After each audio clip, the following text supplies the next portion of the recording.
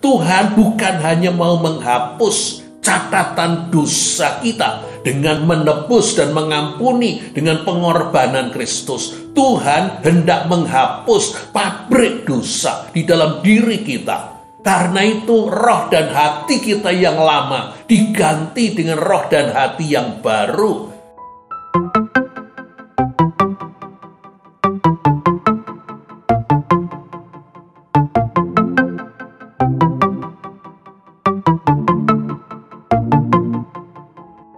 Shalom Bapak Ibu, Saudara-saudari, selamat bertemu kembali bersama dengan saya dalam seri Walking with God. Saya masih mengikuti Injil Yohanes pasal yang kelima. Nanti akan saya ajak Ibu Bapak untuk membaca mulai ayat 15 sampai dengan 23, lalu 26 dan 30. Mari sebelumnya kita memohon pertolongan Roh Kudus. Terima kasih ya Tuhan, oleh karena Tuhan yang memeliharakan hidup kami di hari-hari yang sudah kami lewati maupun di sepanjang hari ini. Tuhan yang memberi kehidupan, Tuhan yang memberi apa yang menjadi kebutuhan kami, kekuatan, kesehatan maupun juga kelancaran. Apabila kami akan belajar firman Tuhan, tolonglah kami ya Allah Roh Kudus supaya hati pikiran kami terbuka bagi Tuhan, supaya kami dianugerahi dengan hikmat, pewahyuan, dan juga sapaan Tuhan secara pribadi. Tolonglah alat yang menjadi perantaraan firman, layakkan, kuduskan, dan mampukanlah ia, supaya ia dapat berkata-kata seturut dengan kehendak Tuhan. Tetapi juga agar kata-katanya dapat kami ikuti dan kami mengerti. Mari Tuhan, firman yang sudah menjadi manusia, kepala, pemimpin, dan raja kami, Tuhan Yesus Kristus. Kami berdoa dan bersyukur dan memohon. Amin. Mari kita membaca dari Yohanes pasal yang kelima ayat 15 sampai dengan 23, 26, dan 30. Salah satu bagian yang merupakan kata-kata Tuhan Yesus khususnya yang menyatakan anak tidak dapat berbuat apa-apa dari dirinya sendiri. Ayat yang ke-19 maupun juga ayat yang ke-30 dan nanti satu kali lagi muncul di Yohanes 8 ayat yang ke-28. Yohanes 5 mulai ayat 15. Orang itu keluar, orang lumpuh 38 tahun yang disembuhkan Yesus. Orang itu keluar lalu menceritakan kepada orang-orang Yahudi bahwa Yesuslah yang telah menyembuhkan dia. Dan karena itu orang-orang Yahudi berusaha menganiaya Yesus karena ia melakukan hal-hal itu pada hari Sabat. Tetapi ia berkata kepada mereka, Bapakku bekerja sampai sekarang, maka aku pun bekerja juga.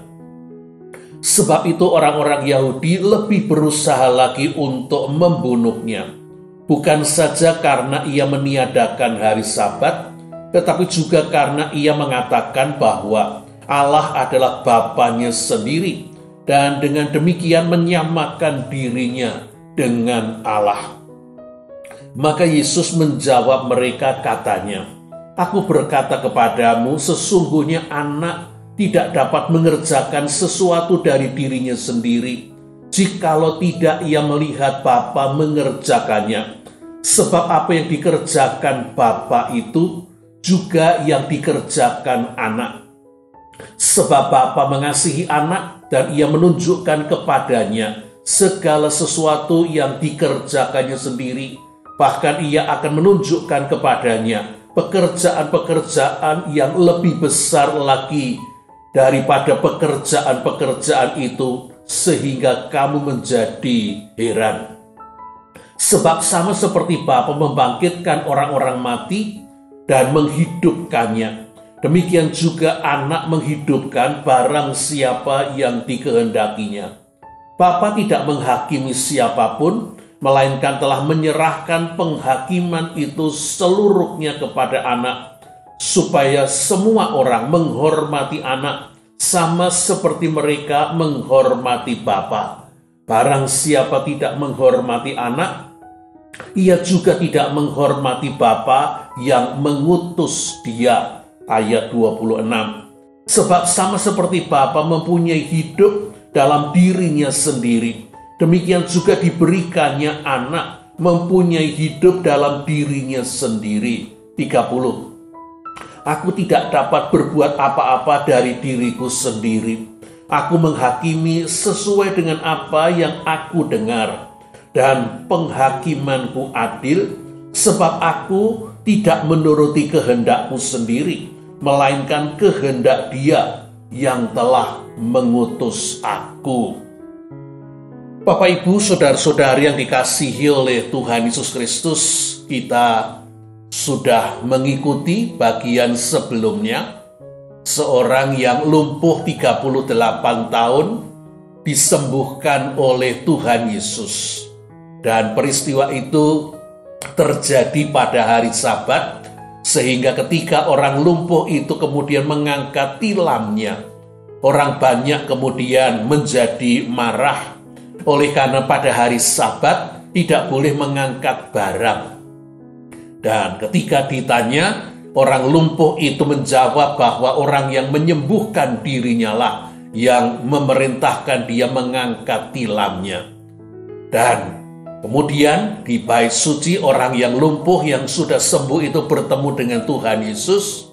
Dan Tuhan Yesus berkata supaya ia jangan berbuat dosa, supaya jangan terjadi yang lebih buruk kepadanya. Lalu orang lumpuh yang sudah sembuh itu kemudian berkata kepada orang banyak bahwa Yesuslah yang telah menyembuhkan dia. Dan akibatnya orang banyak sekarang menimpakan kesalahan orang lumpuh yang sembuh yang mengangkat tilamnya kepada Yesus. Yesus dianggap sebagai pelanggar aturan hari Sabat, hendak meniadakan peraturan hari Sabat. Dan mereka bermaksud untuk meminta pertanggungjawaban Yesus. Tetapi bacaan kita kemudian melanjutkan, ketika mereka bertemu dengan Yesus, Yesus berkata, Bapakku bekerja sampai sekarang, maka aku pun bekerja juga. Orang banyak menjadi lebih marah. Dari ingin menganiaya, mereka kemudian menjadi ingin membunuh, dengan tuduhan bahwa Yesus menyamakan dirinya dengan Allah. Bapak, Ibu, saudara-saudari yang dikasihi oleh Tuhan Yesus Kristus, Yohanes pasal yang kelima, bagian ayat selanjutnya 19 sampai seterusnya. Kalau kita baca, kita menemukan bahwa Yesus ternyata tidak menolak tuduhan dan tudingan bahwa ia menyamakan dirinya dengan Allah. Yesus memberikan jawaban yang kalau boleh saya sederhanakan, terdiri dari dua bagian. Hal-hal apa yang ternyata ia sama dengan Bapanya, dan yang kedua, hal-hal apa yang ternyata ia sebagai anak tidak dapat melakukan, bergantung sepenuhnya kepada Bapa. Mari kita mulai dengan hal yang pertama. Apa yang merupakan kesamaan Yesus dengan Bapanya? Yang pertama sudah kita baca tadi. Bapakku bekerja sampai sekarang, maka aku pun bekerja. Ini ayat yang menimbulkan kesulitan oleh karena benarkah Bapa itu bekerja terus? Sehingga juga pada hari Sabat Bapa itu bekerja. Bagaimana dengan peraturan yang terdapat di dalam Kejadian pasal yang kedua, ayat yang kedua dan ketiga, bahwa Tuhan menciptakan selama 6 hari, dan pada hari yang ketujuh, hari Sabat, Tuhan berhenti bekerja. Lalu pada hari Sabat itu Tuhan memberkati dan mengkuduskannya.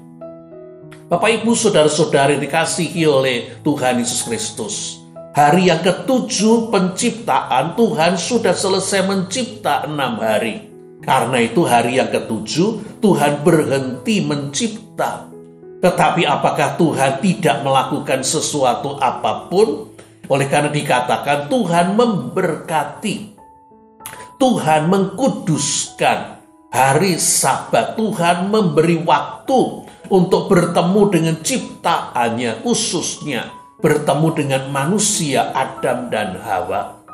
Sesungguhnya Allah tidak pernah berhenti bekerja. Allah memelihara alam semesta ini, menerbitkan matahari. Tuhan yang mengatur soal angin, soal cuaca. Tuhan yang mengatur soal tumbuh-tumbuhan, menghasilkan buah. Tuhan yang mengatur kehidupan manusia, bahkan yang mungkin sulit kita mengerti. Tuhan mengikuti kehidupan kita, pribadi lepas pribadi. Tuhan memang berhenti pada hari Sabat penciptaan, tetapi untuk memberkati dan mengkuduskan. Kalau begitu, hari Sabat itu dimaksudkan untuk apa? Berhenti bekerja, pekerjaan yang umum, benar. Itulah maksudnya. Ada dua bagian firman Tuhan yang menolong kita untuk menemukan kebenaran tersebut. Yang pertama dalam Yeremia 17 ayat 22. Janganlah membawa barang-barang dari rumahmu keluar pada hari Sabat. Janganlah lakukan suatu pekerjaan. Tetapi kuduskanlah hari Sabat seperti yang telah kuperintahkan kepada nenek moyangmu. Tidak boleh membawa barang keluar rumah pada hari Sabat. Tidak boleh melakukan pekerjaan. Bagian yang kedua muncul di dalam Nehemia pasal yang ke-13. Ayat 15, saya kutip bersama dengan ayat 19 bagian A. Pada masa itu kulihat di Yehuda, ini Nehemia yang berkata, orang-orang mengirik, memeras anggur pada hari Sabat. Pula orang-orang membawa berkas-berkas gandum dan memuatnya di atas keledai, juga anggur, buah anggur dan buah ara dan pelbagai muatan yang mereka bawa ke Yerusalem pada hari Sabat. Lalu tindakan Nehemia, kalau sudah remang-remang di pintu-pintu gerbang Yerusalem menjelang hari Sabat, kusuruh tutup pintu-pintu dan kuperintahkan jangan dibuka sampai lewat hari Sabat. Jadi pada hari Sabat yang tidak boleh dilakukan adalah pekerjaan sehari-hari, supaya hari Sabat itu menjadi hari spesial, hari khusus untuk Tuhan beribadah. Dan sekaligus untuk beristirahat, karena tubuh kita tidak diciptakan untuk dipakai bekerja 7 hari dalam seminggu. Untuk beribadah, untuk beristirahat, dan untuk bersama dengan keluarga. Hari untuk bersosialisasi. Lebihnya mestinya boleh, karena itu di dalam Markus pasal yang ketiga ayat yang keempat, ketika beribadah di sinagog, ada seorang yang mati tangannya, lumpuh, dan orang banyak melihat apakah Yesus akan menyembuhkan. Dan sebelum Yesus bertindak, Yesus terlebih dulu bertanya kepada orang banyak di rumah ibadah itu, manakah yang diperbolehkan pada hari Sabat, berbuat baik atau berbuat jahat, menyelamatkan nyawa atau membunuh orang? Dan orang banyak berdiam diri, terlebih lagi para pemimpin. Oleh karena sebelum muncul zaman baru kelahiran Yesus, tahun-tahun terakhir sebelum awal Masehi, para ahli Taurat sudah merumuskan 39 yang disebut sebagai bekerja, sebagai penjabaran dari kuduskanlah hari Sabat. Dan dari 39 itu beberapa hal secara selintas termasuk adalah menjual, membeli, memasak, menimba air, menyanyi, menari, menyalakan api, mengangkat barang lebih dari berat 2 kurma kering. Tidak boleh berjalan lebih dari 2000 ela, 1,6 kilometer. Tidak boleh memotong kuku, tidak boleh memakai alas kaki. Hal-hal yang mestinya bisa dilakukan karena bukan termasuk pekerjaan yang sehari-hari, ternyata termasuk yang tidak boleh dilakukan. Itu yang sesungguhnya hendak ditentang Yesus. Itu yang hendak dibenarkan, diluruskan, dikoreksi. Karena itu sepertinya, ini kata-kata saya, Yesus sengaja cari gara-gara menyembuhkan, memilih pada hari Sabat. Yesus hendak tetap melakukan pekerjaan Bapa pada hari Sabat. Dia mengkuduskannya dengan menjadikan hari Sabat itu berkat, menyembuhkan beberapa orang, menolong orang-orang yang kerasukan setan. Inilah hal yang pertama. Bapa bekerja sampai sekarang, karena itu Yesus juga bekerja. Kita pindah yang kedua, yaitu Bapa menghidupkan orang mati dan memberi kehidupan mestinya. Demikian juga Anak membangkitkan orang mati dan menghidupkannya. Ini tertulis di dalam Yohanes 5 ayat 21. Sebab sama seperti Bapa membangkitkan orang-orang mati dan menghidupkannya, demikian juga Anak menghidupkan barang siapa yang dikehendakinya. Yang pertama soal bekerja, yang kedua soal membangkitkan orang mati, yang ketiga soal memiliki hidup di dalam dirinya sendiri. Yesus bukan seperti kita makhluk yang diciptakan. Yohanes 5 ayat 26. Sebab sama seperti Bapa mempunyai hidup di dalam dirinya sendiri, demikian juga diberikannya Anak mempunyai hidup di dalam dirinya sendiri. Itulah sebabnya di ayat lain, Yohanes pasal 10, Yesus bisa mengatakan, aku memberikan, maksudnya nyawanya, dan aku bisa mengambilnya kembali. Yang keempat, sesudah soal bekerja, soal membangkitkan orang mati dan memiliki hidup, yang keempat adalah penghormatan. Bapa menghendaki supaya Anak dihormati sama seperti Bapa dihormati. Karena itulah Bapa menyerahkan penghakiman kepada Anak. Yohanes 5 ayat 22 dan 23.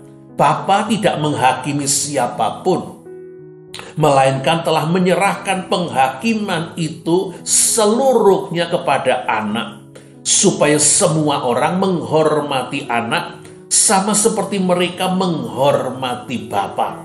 Barang siapa tidak menghormati Anak, ia juga tidak menghormati Bapa yang mengutus dia.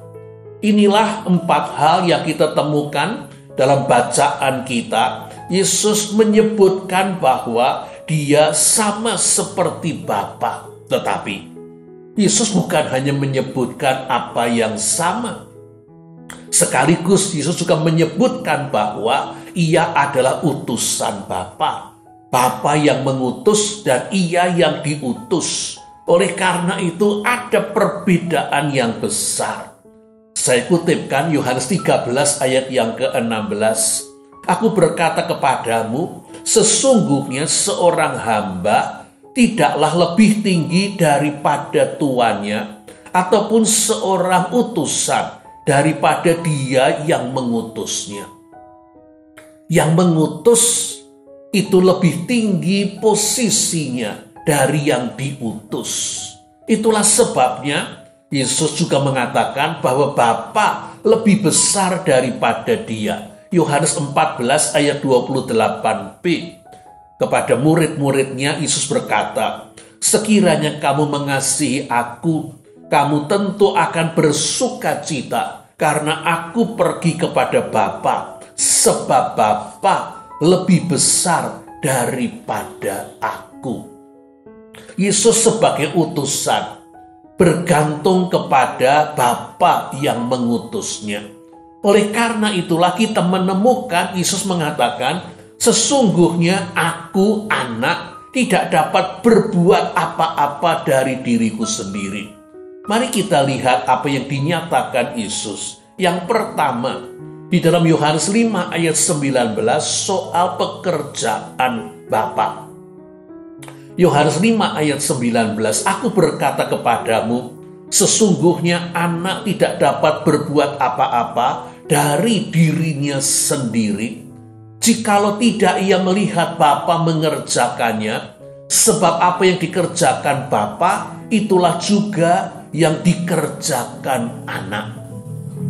Apa yang ditugaskan kepada utusan muncul dari sang pengutus.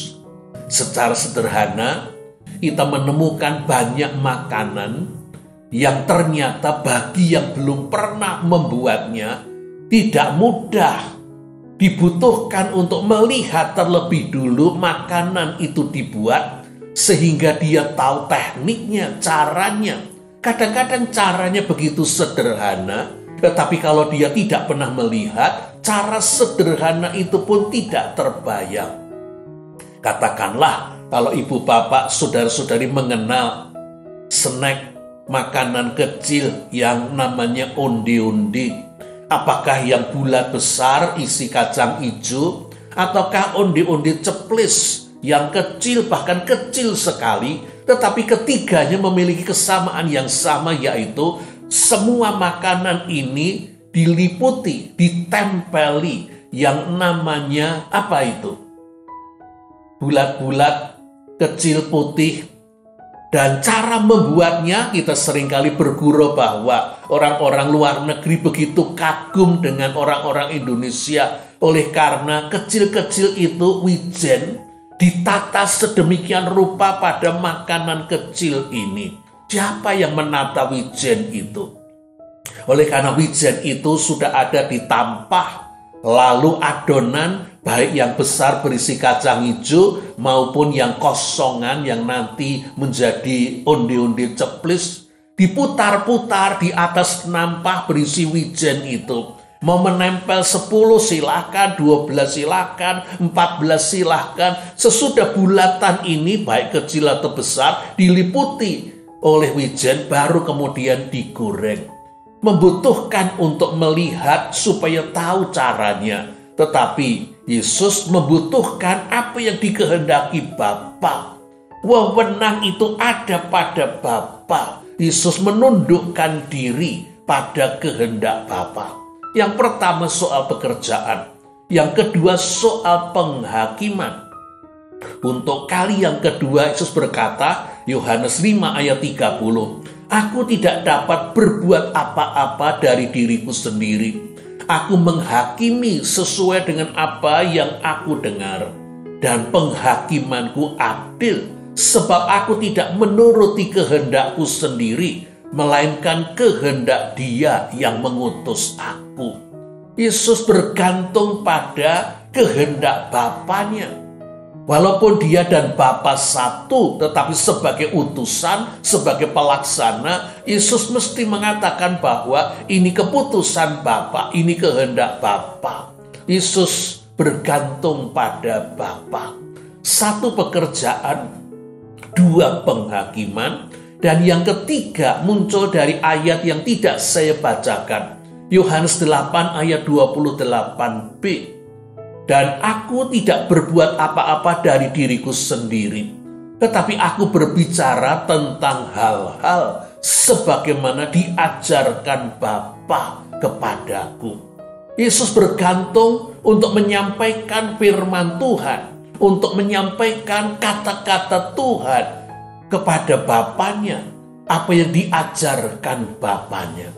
Bapak, Ibu, saudara-saudari yang dikasihi oleh Tuhan Yesus Kristus, walaupun Yesus tidak menolak tuduhan bahwa ia menyamakan diri dengan Bapa Allah, tetapi Yesus menjelaskan hal-hal yang sama dia dan Bapa memiliki, maupun hal-hal yang berbeda sebagai utusan Bapa, sebagai Allah dalam wujud manusia. Yesus tidak melakukan dengan kehendak dan wewenangnya sendiri, tetapi melakukan dengan kehendak dan wewenang Bapanya. Sama seperti nanti ketika Yesus mengutus Roh Kudus. Roh Kudus akan bekerja berdasarkan kuasa Yesus, berdasarkan apa yang diinginkan Yesus. Kalau Yesus itu memuliakan Bapa dengan mentaati Bapa, maka tugas Roh Kudus adalah memuliakan Yesus dan mentaati Yesus. Bapak, Ibu, saudara-saudari yang dikasihi oleh Tuhan Yesus Kristus, kita yang mengalami berkat besar, penebusan dan karya pembaharuan Kristus, oleh Rasul Paulus kita ini diberikan status baru, bukan lagi di dalam Adam, makhluk berdosa, tetapi kita diberi status baru dalam Kristus. Apa yang dimiliki Kristus juga akan menjadi milik kita. Paling tidak secara sederhana, Kristus memberikan Roh Kudus tinggal di dalam diri kita, berarti buah Roh Kudus itu dimungkinkan untuk muncul dari hidup kita. Jikalau Roh Kudus kita biarkan memimpin hidup kita akan menghasilkan buah Roh Kudus. Satu buah yang berisi 9 hal, seperti warna.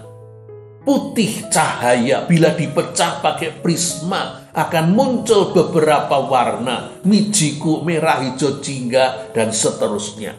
Kita diharapkan akan menghasilkan buah Roh Kudus, yaitu kasih, sukacita, damai, sejahtera, kesabaran, kemurahan, kebaikan, kesetiaan, kelemah lembutan, dan penguasaan diri. Selain kita ini akan menjadi makhluk ilahi, menghasilkan buah roh, kita juga diberi kuasa Kristus.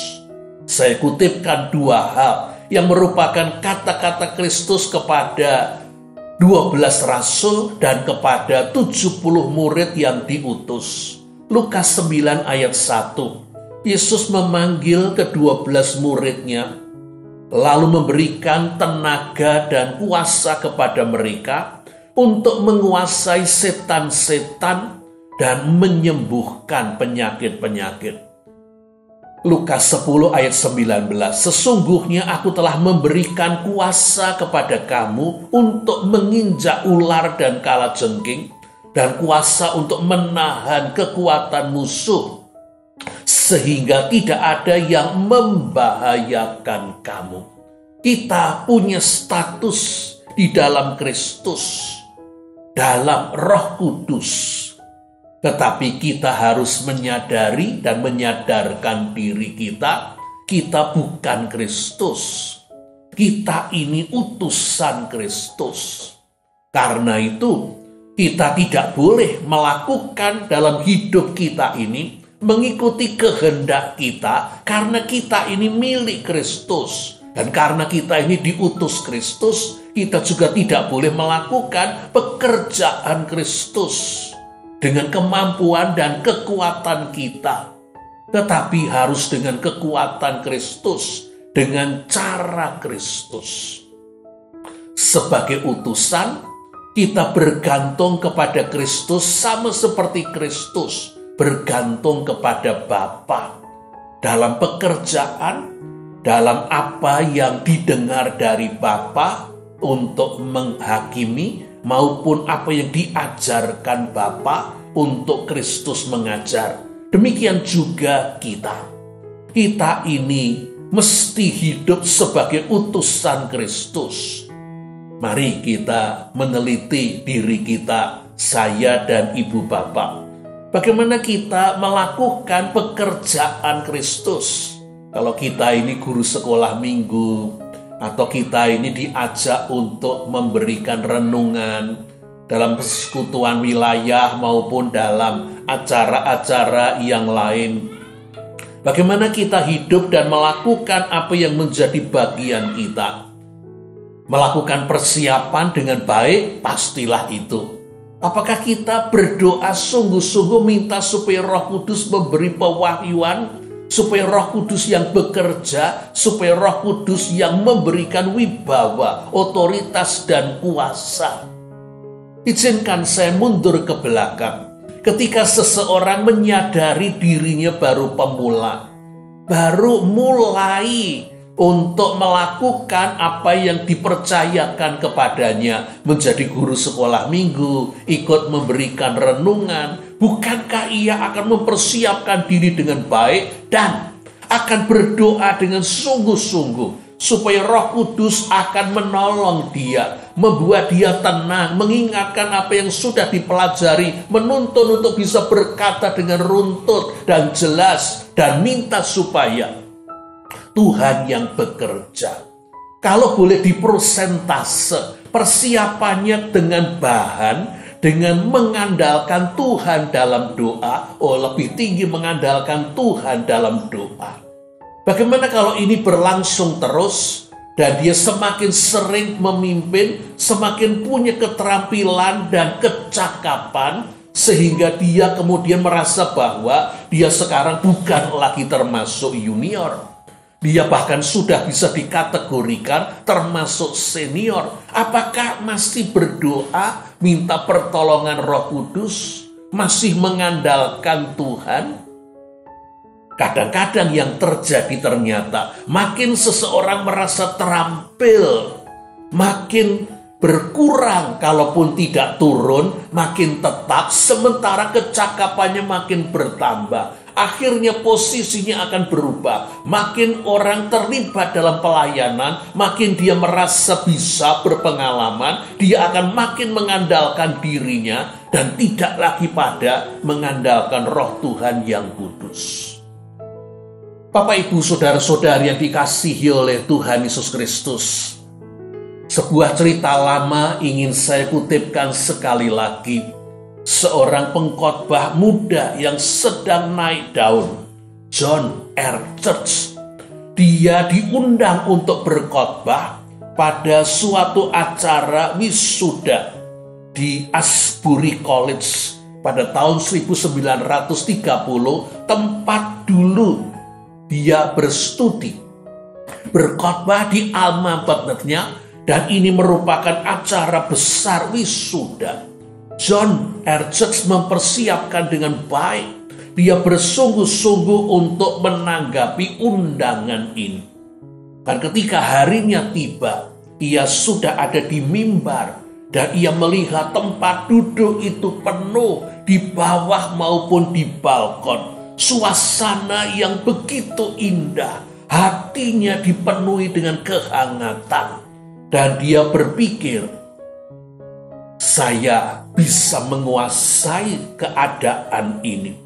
Saya bisa berbuat apapun dengan mereka. Saya ke kiri kan ataupun saya ke kanan kan. Dan tiba-tiba suasana hatinya yang hangat itu berubah drastis menjadi dingin. Dan ia tahu ia sudah melakukan kesalahan. Ia berkhotbah dan ia dengan cepat menyelesaikan apa yang menjadi tugasnya. Lalu dia segera masuk ke ruangan tempat yang disediakan bagi dirinya.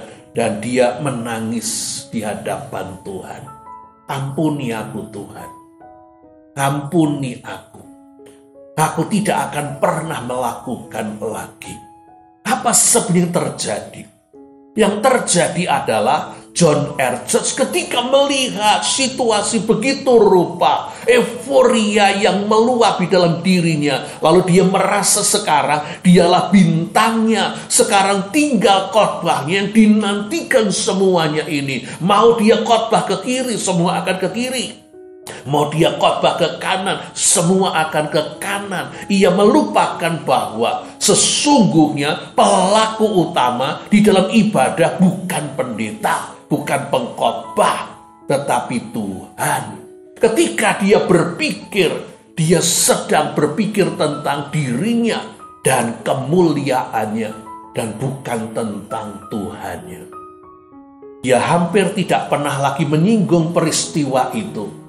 Tetapi kalau ada orang bertemu dengan dia, orang akan segera berkata, Pak John, saya hadir pada acara wisuda itu. Khotbah Bapak itu luar biasa. Bapak fasih, Bapak sistematis menuturkan apa yang menjadi poin-poin Bapak. Lalu dengan perasaan duka dia bertanya, Anda ingat apa yang saya khotbahkan?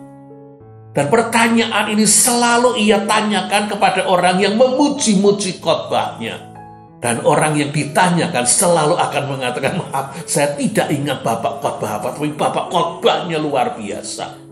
Ketika seseorang sudah tidak lagi bergantung pada Roh Kudus, dia bisa dengan fasih mengkhotbahkan, mengajarkan kebenaran, tetapi tidak ada yang tersentuh. Dan itulah yang menjadi penyesalan John Edson, dan sekaligus itu menjadi peringatan supaya dia tidak pernah melakukannya lagi. Bagaimana dengan saya, ibu bapak saudara-saudari yang sudah sering melayani, bahkan mungkin sudah sekian lama melayani, yang bisa dikatakan kita bukan lagi pemula, kita pemain utama, bahkan mungkin kita ini sudah termasuk senior. Apakah persiapan kita dengan penyerahan dan ketergantungan kita kepada Tuhan masih selalu dalam posisi kita bergantung lebih daripada kita mempercayai kemampuan dan kekuatan kita? Dan ternyata ini bukan hanya soal melakukan pekerjaan Tuhan. Oleh karena panggilan kita untuk hidup sehari-hari sebagai terang dan garam. Bagaimana kita ini dicobai setiap hari, bahkan kita ini dicobai setiap saat. Kita tetap mampu untuk hidup bersukacita, memiliki damai sejahtera, hidup berkemenangan atas godaan, atas pencobaan. Kita tetap menjadi terang, kita tetap menjadi garam, kita mampu menjadi berkat bagi orang-orang di sekeliling kita. Apakah Bapak Ibu menyadari bagaimana kita hidup sebagai suami istri? Apakah kita bisa hidup sebagai suami istri mengandalkan kemampuan dan kecakapan kita? Kita sudah lulus kuliah konseling, kita bisa mengatasi masalah kita berdua. Bagaimana dengan orang tua dan anak-anak? Apakah kita bisa mengatasi masalah-masalah yang terjadi hanya dengan kecakapan kita sendiri? Lebih luas lagi, bagaimana dengan rekan-rekan kerja kita? Bagaimana dengan orang-orang yang ada di sekeliling kita, yang bahkan tanpa sadar, 1-2 orang sudah kita beri cap aneh, antik, nyeleneh, nyentrik. Mungkin dalam tanda petik sulit. Dan lebih sukar lagi, yang lebih parah adalah orang-orang yang perkataannya dan hidupnya adalah racun belaka. Merusak di sana, merusak di sini. Bagaimana kita tetap bisa bersikap positif dan baik? Tidak mungkin kecuali kita dalam tuntunan Roh Kudus, dikuasai oleh Roh Kudus. Bapak, Ibu, saudara-saudara yang dikasihi oleh Tuhan Yesus Kristus, dalam peperangan rohani, yang namanya gelar, yang namanya sarjana, master, doktor, bahkan profesor sekalipun tidak ada gunanya. Oleh karena itu kemampuan manusiawi, kita butuh kemampuan yang diberikan Tuhan untuk hidup ilahi, hidup baru, hidup sebagai putra-putri Allah, yaitu kekuatan roh. Di dalam Sakaria pasal yang keempat, ayat yang ke-6 dituliskan demikian, bukan dengan keperkasaan dan bukan dengan kekuatan, melainkan dengan Rohku, firman Tuhan semesta alam.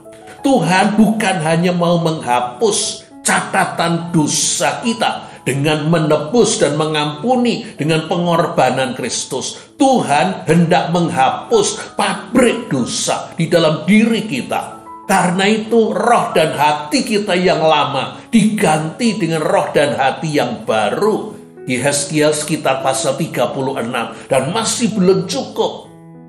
Kita perlu diberikan kuasa untuk mampu hidup baru. Karena Tuhan tahu kita ini begitu lemah. Itulah sebabnya Roh Kudus diberikan tinggal di dalam diri kita, mengubahkan karakter kita dari dalam, dan akan bersama-sama dengan kita mengubahkan sekeliling kita, dan Tuhan akan memakai hidup kita hanya bersama dengan Roh Kudus, bergantung kepada Kristus.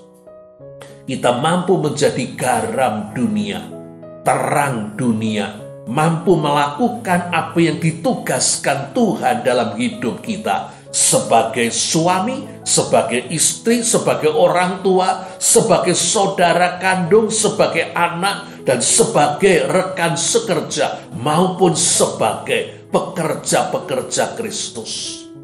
Apakah ibu bapak, saudara-saudari bersama dengan saya setiap kali akan memimpin, kita juga akan mengatakan, aku tidak dapat berbuat apa-apa dari diriku sendiri, karena ini pekerjaan Kristus. Aku membutuhkan pertolongan Kristus. Aku membutuhkan apa yang diinginkan Kristus dinyatakan. Aku membutuhkan kuasa, otoritas, wibawa yang dari Kristus.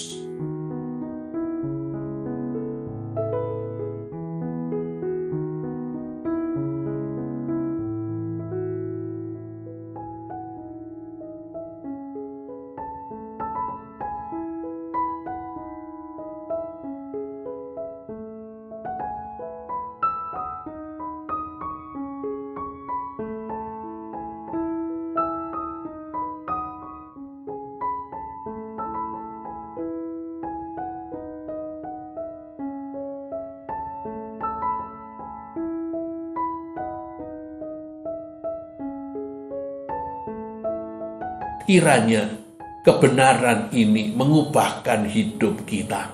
Tuhan memberkati ibu bapak, saudara-saudari. Shalom.